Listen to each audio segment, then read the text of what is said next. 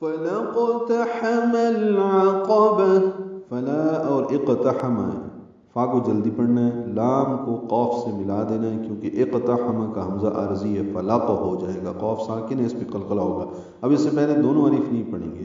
ہا وستحلق سے ادا کریں گے، میم کو العقبہ کی لام سے ملانا ہے، اظہار قمری قوف پر پڑھیں گے، تائے مربوطہ پہ وقفن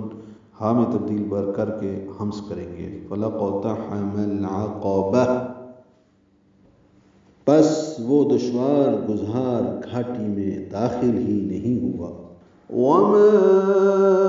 أَدْرَاكَ مَا الْعَقَبَةُ، یہ الفاظ بہت مرتبہ پڑھ چکے ہیں۔ وما نا پہ مد منفصل ہے، الف مدہ کے بعد حمزہ آنے کی وجہ سے، ادراک میں دال ساکن پہ قلقلہ ہے، را پر ہے اور یا نہیں پڑھیں گے، یا کا ایک نشان بنا ہوا ہے، را کھڑا زبر کے بعد، کاف باریک ہے، میم کو العقبہ کے لام سے ملا دیں گے، اظہار قمری ہوگا، لام ساکن پہ اظہار قمری، عین وستحلق سے ادا کریں گے، قاف پر اور تائے مربوطہ پہ وقف کریں گے، ہا میں تبدیل ہو جائے گی۔ اور آپ کیا سمجھے وہ دشوار گھاٹی کیا ہے؟